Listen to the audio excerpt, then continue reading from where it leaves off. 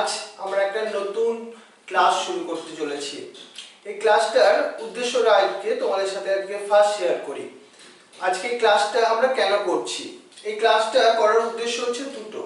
একটা হচ্ছে ওয়েস্ট বেঙ্গল বোর্ডের স্টুডেন্টদের ক্ষেত্রে তাদের যে বোর্ডের এক্সাম, যেটা তারা উচ্চ মাধ্যমিক দেবে ক্লাস 12-এ এবং ক্লাস 11-এর ক্ষেত্রে, সেই ব্যাপারটাকে আমরা কভার করব অ্যাপ্রক্স 75%।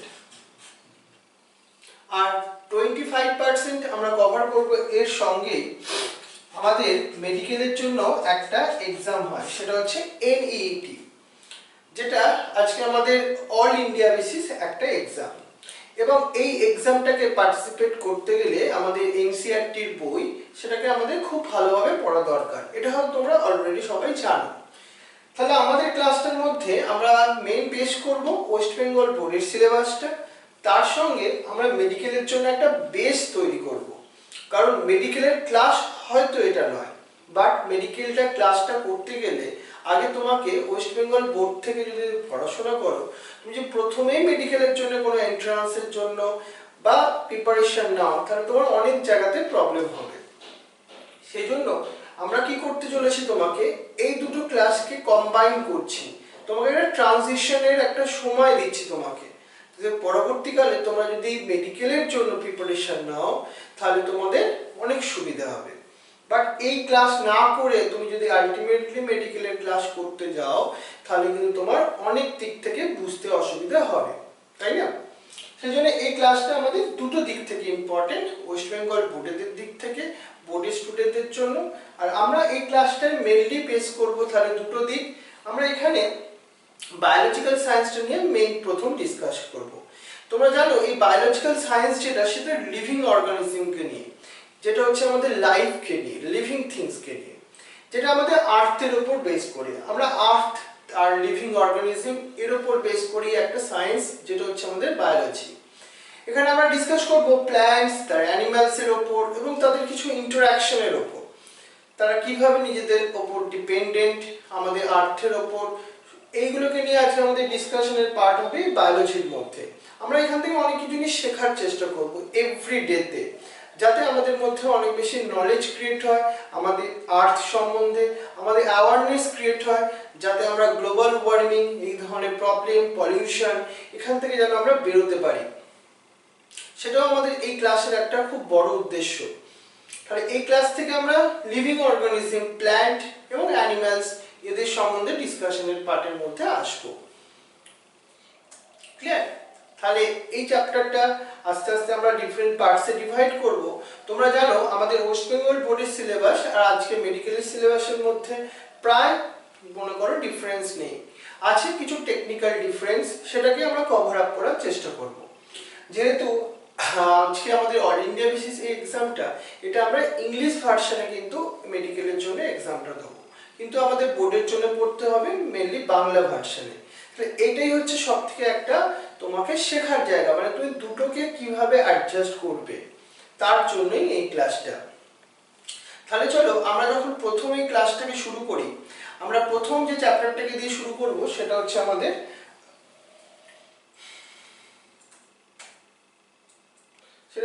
Living world. এটা হচ্ছে ক্লাস 11-এ আমাদের প্রথম একটা চ্যাপ্টার, সেটা জীবনের বিজ্ঞান, মানে জীবন সম্বন্ধে জানা। কারণ আমরা লিভিং থিংস নিয়ে বায়োলজির মধ্যে ডিসকাস করি, বাট জীবন ব্যাপারটা কি সেটা আগে আমাদের জানা দরকার। এই যে আমাদের লিভিং ওয়ার্ল্ড চ্যাপ্টারটায় দেখবে আমরা অনেকগুলো ইংলিশ টার্ম এখানে ইউজ করব, যেগুলো যেমন তোমাকে একটা দেখাই, যেটা হচ্ছে তোমার এই সিস্টেমেটিক টার্মসটা। এই সিস্টেমেটিক টার্মসটা দেখো আমরা ইংলিশটাকে বেঙ্গলিতে লিখেছি। এতে কি হবে, তোমরা ম্যাক্সিমাম সময় এই ধরনের সিস্টেমে লিখতে চেষ্টা করবে, তাতে আমাদের মেডিকেলের জন্য আমরা যখন NCERT-র বইটা পড়বো তখন তোমার পড়তে এবং বুঝতে দুটো দিক থেকেই সুবিধা হবে। ক্লিয়ার? তাহলে আমরা এই চ্যাপ্টারটা, যেটা আমাদের বোর্ডের জন্য, চলো প্রথম কথা বলি তোমাকে। আর আমি তোমাকে প্রত্যেকটা দিন পড়াবার পর কিছু হোমওয়ার্ক দেবো, সেগুলো তোমাকে বাড়িতে লিখতে হবে। কারণ আমার উদ্দেশ্য এখানে তুমি বাইরে কোনো টিউশন ছাড়াও তুমি এত তোমার উচ্চ মাধ্যমিক এবং তোমার ক্লাস 11-এর এক্সামে 100% মার্কস পেতে পারো এবং তোমার বাড়িতে বসে তোমার মেডিকেলের জন্য একটা বেস তৈরি হয়ে যায়। সেজন্য সেই হোমওয়ার্কগুলো তোমাকে বাড়িতে একটু করতে হবে এবং এই কোশ্চেনগুলোই তোমার কিন্তু ভেরি ইম্পর্টেন্ট কোশ্চেন তোমার বোর্ড এক্সামের জন্য এবং তোমার স্কুলেরও এক্সামের জন্য। তাহলে আমরা এই যে লিভিং ওয়ার্ল্ড এই চ্যাপ্টারটাকে আমরা ডিভাইড করেছি দেখো তিনটে মেন পার্টের মধ্যে। প্রথম পার্টের মধ্যে আমরা ডিসকাস করব সেটা হচ্ছে জীবনের বিজ্ঞান, মানে জীবন সম্বন্ধে আমরা ডিসকাস করব। পরের টপিক যেটা আমাদের পার্ট 2, এর মধ্যে আমরা ডিসকাস করব ট্যাক্সোনমি অ্যান্ড সিস্টেমেটিক্স, মানে কিভাবে আমরা জীবনের বিভিন্ন গ্রুপগুলোকে তাদেরকে আমরা কিভাবে ক্লাসিফিকেশন করব, সেটা আমাদের এই ট্যাক্সোনমি অ্যান্ড সিস্টেমেটিক্স এর মধ্যে আসবে। এরপর দেখো যেটা হচ্ছে আমাদের জীবনের শ্রেণীবিন্যাস, যেটা আমাদের এই চ্যাপ্টারের লাস্ট টপিক। এই জীবনের শ্রেণীবিন্যাসের মধ্যে আমরা জীবকে বিভিন্ন প্রকারের শ্রেণীবিন্যাস করব। তোমরা জানো জীবকে বিভিন্ন প্রকারের শ্রেণীবিন্যাস করা যায়, যেমন তারা উদ্ভিদ মানে প্ল্যান্ট হতে পারে, অ্যানিমালস হতে পারে, প্রোটিস্টা হতে পারে। বাট এই শ্রেণীবিন্যাস করতে গেলে কিছু উপকরণ মানে কিছু ট্যাক্সোনমিক্যাল টুলস দরকার। আমি তোমাকে পড়াবার সময় কিছু কিছু এই ধরনের ইংলিশ ওয়ার্ডগুলোর সঙ্গে পরিচিত করাবো, কারণ আমাদের আসল উদ্দেশ্য আমরা বলেছিলাম বোর্ড, বাট তার সঙ্গে এনইডিটাও আমাদের কিন্তু এখানে মেন ইম্পর্টেন্ট একটা উদ্দেশ্য। তাহলে এই তিনটে টপিকের মাধ্যমে আমরা লিভিং ওয়ার্ল্ড এই চ্যাপ্টারটাকে কমপ্লিট করব। চলো আমরা প্রথম টপিকের মধ্যেই চলে যাই। প্রথম টপিক হচ্ছে আমাদের জীবনের বিজ্ঞান। এই জীবনের বিজ্ঞানের টপিকটাকেও আমি তোমাকে দেখো দুটো সাব টপিকের মধ্যে ভেঙে দিয়েছি। তুমি যখন তোমার কোনো টেক্সট বই, যখন তোমার টিভি নাম্বার দেওয়া দেখবে অনেকগুলো টেক্সট বই হয়, যেটা আমাদের ওয়েস্ট বেঙ্গল গভর্নমেন্টের দেওয়া অনেকগুলো টেক্সট বই, খুব ছোট ছোট বই হয় এবং সেই বইগুলো খুবই ভালো। সেই বইগুলো তুমি যখন স্টাডি করবে দেখবে আমাদের এইভাবে সিলেবাসটাও তৈরি, আমি তোমাকে যেভাবে পড়াচ্ছি। এবার প্রথম এই টপিকটা যেটা আজকে আমাদের ডে 1 এর মধ্যে ডিসকাশনের মধ্যে আসবো, সেটা হচ্ছে জীবনের বিজ্ঞান সম্বন্ধে। এর মধ্যে দুটো সাব টপিক আছে। কি সাব টপিক? সেটা হচ্ছে জীবনের সংজ্ঞা ও বৈশিষ্ট্য, আর সেকেন্ড টপিক হচ্ছে জীব বৈচিত্র্য। এই দুটো টপিক কিন্তু আমরা ছোটবেলা থেকে অনেকেই জানি, বাট এই টপিকগুলোকে নিয়ে আমরা আরো কিছু এক্সট্রা কিছু পয়েন্ট জানার চেষ্টা করব। কি বলবো? প্রথম বলবো আমরা জীবনের সংজ্ঞা বলতে কি বোঝো, মানে কোন একটা জীবকে তুমি নির্জীব বস্তুর সঙ্গে আলাদা করবে কিভাবে। হয়তো আমরা খালি চোখেও দেখেও বুঝতে পারি কোনটা সজীব কোনটা নির্জীব। কি করে সেগুলো বুঝতে পারি? কিছু বৈশিষ্ট্যের উপর বেশ করে। কিন্তু সেই বৈশিষ্ট্যগুলি বা কি কি? প্রথম যদি আমরা বৈশিষ্ট্যটাকে বলি, সেটা হচ্ছে তোমার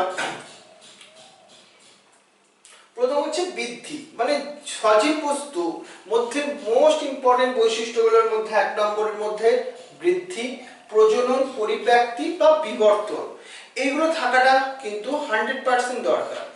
এই বৈশিষ্ট্য, এই সব বৈশিষ্ট্যগুলো প্রকাশকারী বিশেষ যে অবস্থাকে আমরা বলবো জীবন। মানে একটা সজীব বস্তুর মধ্যে বৃদ্ধি থাকতেই হবে, প্রজনন থাকবে, কারণ রিপ্রোডাকশন যদি না হয় তাহলে কন্টিনিউয়েশন অফ লাইফ হবে না। বৃদ্ধিকে আমরা বলবো কি? গ্রোথ। তাহলে গ্রোথ, এই যে তোমার রিপ্রোডাকশন, মিউটেশন, অ্যাডাপ্টেশন, ইভলিউশনস, এগুলো হচ্ছে একটা পার্ট অফ বলতে পারো লিভিং সিস্টেমের মধ্যে, কারণ লিভিং সিস্টেম এইগুলোর মধ্যে দিয়ে এই বৈশিষ্ট্যকে ফলো আপ করেই এগোতে হবে। আর যাদের মধ্যে আমরা এই বৈশিষ্ট্যগুলো দেখবো না তাদেরকে আমরা হয়তো কি বলবো? নির্জীব বস্তু। বাট অনেক সময় তোমাকে বৃদ্ধি ব্যাপারটা কিন্তু সব সময় সব লিভিং অর্গানিজমের মধ্যে তো আমরা বৃদ্ধি দেখতে পাই, নির্জীব বস্তুর মধ্যে তুমি বৃদ্ধি দেখতে পাও। যেমন তোমাকে যদি বলা হয় কোনো একটা তুমি একটা পাথর ফেলে রেখেছো, দেখবে সে পাথরের উপর আস্তে আস্তে যদি ধুলো বালি এগুলো পড়তে পড়তে তার বৃদ্ধি করতে থাকে, সে আস্তে আস্তে বড় হয়ে যায় কিছুদিন পর। কিন্তু তার মানে কি সে সজীব বস্তু? না, সজীব বস্তু নয়। তার কারণ এই যে ক্যারেক্টারিস্টিক ফিচার্সটা তার সঙ্গে হয়তো ফলো করলেও অন্য ক্যারেক্টারিস্টিক ফিচার্সগুলো কিন্তু ফলো করে না। তাহলে এখানে আমরা একটা ক্যারেক্টারিস্টিক ফিচার্স ইম্পর্টেন্ট নয়, এর সঙ্গে অন্যগুলো ইম্পর্টেন্ট। সেগুলো হচ্ছে বৃদ্ধি, প্রজনন, পরিব্যক্তি, বিবর্তন। বাট এখানের মধ্যে দেখো আমরা আজকে যেটা তোমায় ডিসকাস করছি সেটা হচ্ছে আমাদের জীব বিজ্ঞান। এই জীব বিজ্ঞান আলটিমেটলি জিনিসটা কি, এখানে আমরা কি নিয়ে ডিসকাশন করব, কেন এটা মেডিকেলের পার্টের মধ্যেও ঢোকানো হয়েছে। তোমরা জানো যখন মেডিকেলের এনইটি এক্সাম দেবে তখন তার 50% মার্কস কিন্তু বায়োলজি বা জীব বিজ্ঞান থেকে আসে। এই কেন এই বায়োলজিটা আমাদের মেডিকেলের ক্ষেত্রে ইম্পর্টেন্ট? কারণ মেডিকেল সায়েন্স যেটা আলটিমেটলি হিউম্যান বা লিভিং সিস্টেমের উপর বেস করে, মেনলি ওখানে ফোকাস করা হয় যদি আমরা এমবিবিএস এর ক্ষেত্রে বলি আমাদের হিউম্যান বিং সম্বন্ধে। তাহলে আমরা ওখানে কি নিয়ে জানবো?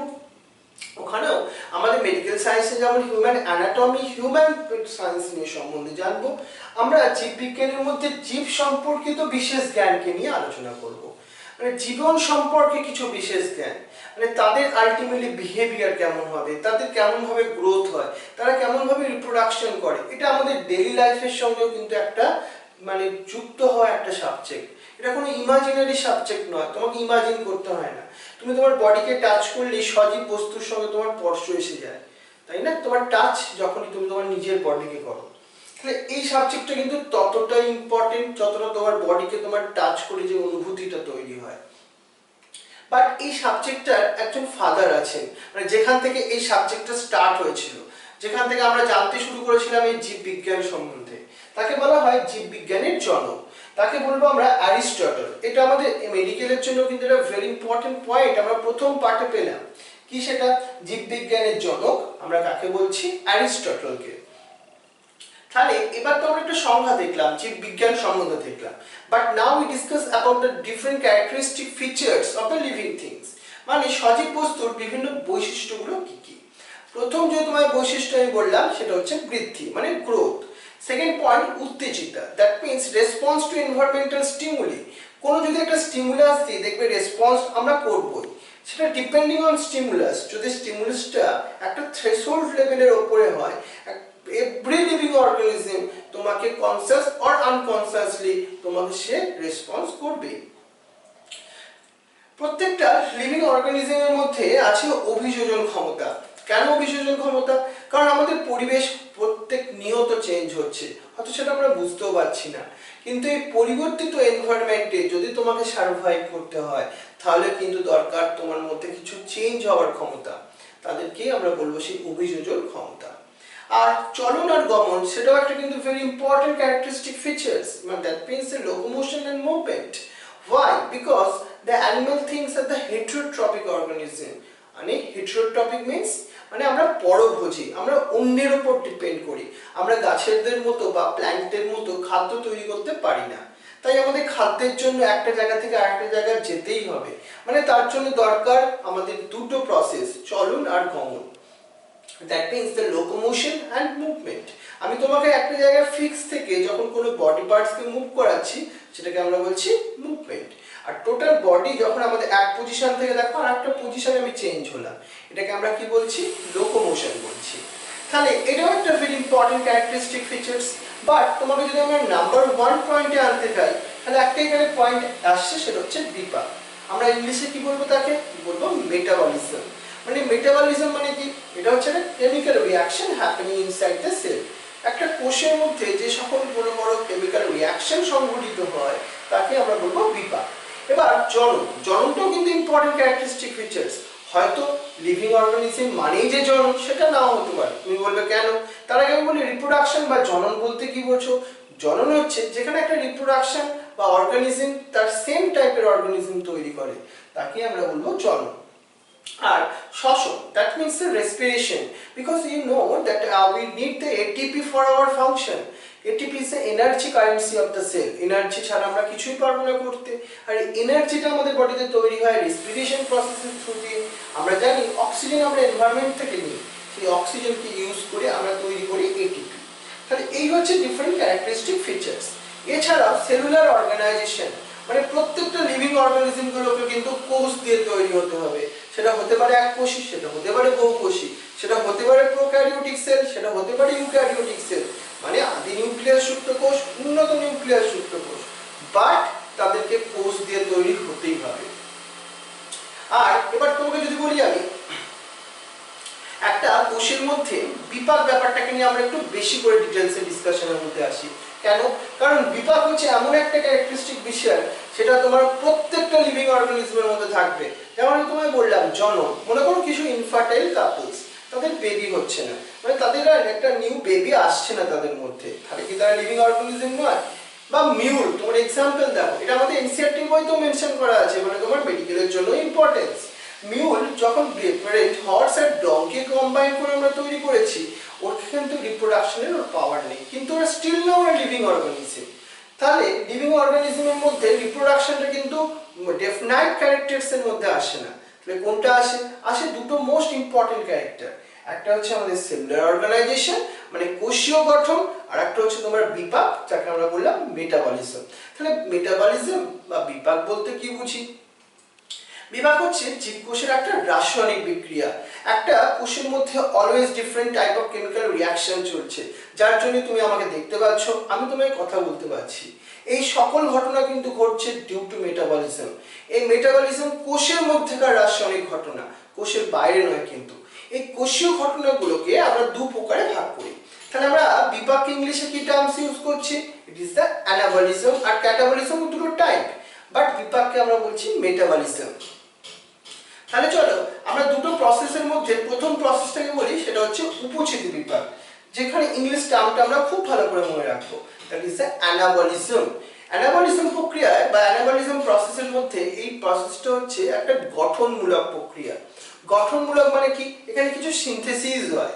মানে তোমাকে যদি আমরা একটা উদাহরণ দিই, ফটোসিনথেসিস বা সালোক সংশ্লেষ, ওখানে কি হয় বলো তো? ওখানে হয় সরল আলটিমেটলি যৌগ থেকে জটিল যৌগ তৈরি হয়। Like example, ultimately CO2 and H2O আমরা অলরেডি জানি তোমার CO2 and H2O রিঅ্যাক্ট করে কি তৈরি করে? ওখানে C6H12 and O6 তৈরি করে। এখানে দুটো সিম্পল টু মলিকুলস থেকে কনভার্সন হয় কমপ্লেক্স মলিকুলস, মানে কি সরল আলটিমেটলি যৌগ থেকে জটিল যৌগ তৈরি হয়। যখন কিছু জিনিস তৈরি হচ্ছে তখন তার ওজন কি হয়? বৃদ্ধি পাবে। সেই জন্য এই উপচিতি বিপাকে কিন্তু সূক্ষ্ম ওজন, that means the dry waiter increase. তাহলে আমরা কমন একটা এক্সাম্পল কি পেলাম? উপচিতি বিপাক বা অ্যানাবলিজমের ক্ষেত্রে সালোক সংশ্লেষ। নাও এবার আমরা যাই সেকেন্ড টপিক, সেকেন্ড টাইপটা, যেটাকে আমরা বলছি অপচিতি বিপাক। ইংলিশে কি বলবো? ক্যাটাবলিজম। মানে কাট মানে কি? ব্রেকডাউন করা। এখানে এটা হচ্ছে একটা ধ্বংসাত্মক প্রসেস, দ্যাট মিন্স ব্রেকডাউন করতে হবে। কি ব্রেকডাউন করব? ব্রেকডাউন করব জটিল খাদ্য বস্তুগুলোকে। কিসে কনভার্সন করব? সরল খাদ্য বস্তুতে। একটা এক্সাম্পল, লাইক আমরা রেসপিরেশন প্রসেস বা শ্বসন হচ্ছে একটা ক্যাটাবলিজমের এক্সাম্পল। ওখানে কি হয়? ওখানে হয় তোমার গ্লুকোজ মলিকুলস ওখানে ব্রেকডাউন করে CO2 and H2O তৈরি করে। মানে ওখানে জটিল যৌগ থেকে সরল যৌগ তৈরি হয়। তাই আমরা প্রসেসটাকে বলছি ক্যাটাবলিজম অর অপচিতি বিপাক। তাহলে বিপাক দু প্রকারের, কি কি? উপচিতি এন্ড অপচিতি। মানে আমরা ইংলিশের ডিসকাশনের মধ্যে আসলে কি বলবো? Metabolism is the two type, anabolism and catabolism. Anabolism is the synthesis process, on the other hand the catabolism is the destructive process. Now এইটা হচ্ছে আমাদের বিপাক পার্টটা গেল। এবার তোমার কাছে আমরা হোমওয়ার্কের জন্য একটা কোশ্চেন দিই। চলো এই হোমওয়ার্কের কোশ্চেনগুলো আমি বলছিলাম তোমার বোর্ডের জন্য যেটা ভেরি ভেরি ইম্পর্টেন্ট, তোমাকে এটা প্রথম থেকে একটা খাতা করতে হবে। খাতার মধ্যে আমরা সেগুলোকে নোট ডাউন করব। তুমি এর জন্য ডিফারেন্ট রেফারেন্স বুকস আমাদের অ্যাভেলেবেল আছে মার্কেটে, সেই বুকসগুলোও তুমি দেখতে পারো। টিভি নাম্বারের বুকস তো আছেই তোমার কাছে। সেইগুলোকে লিখে আমরা একটা সুন্দর অ্যান্সার আমরা লিখবো।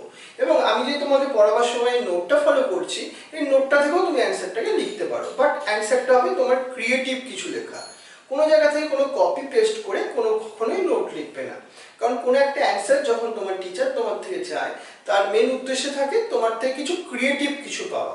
তোমার থেকে রোবটিক্স কিন্তু কাজ আমরা চাই না কখনো। তাহলে এই যে আজকে আমরা পাঠটা পড়লাম, এর মধ্যে কি কি কোশ্চেন আসতে পারে আমাদের? সেটা হচ্ছে জীবনের সংজ্ঞা লেখো, প্রথম কোশ্চেন। সেকেন্ড কোশ্চেন, জীববিজ্ঞানের জনক কে? থার্ড কোশ্চেন, জীবনের বৈশিষ্ট্যগুলো কি কি?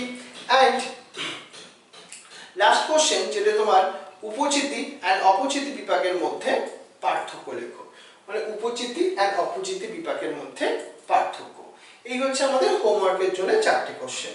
এটা হচ্ছে আমাদের প্রথম দিনের প্রথম পার্টের ক্লাস। এরপর আমরা আরো কন্টিনিউ করবো সেকেন্ড পার্টটা। Clear? Okay, thank you very much. তার সঙ্গে তোমরা কিন্তু এই কোশ্চেনগুলোকে খুব ফাস্ট নোট ডাউন করে নাও। Thank you.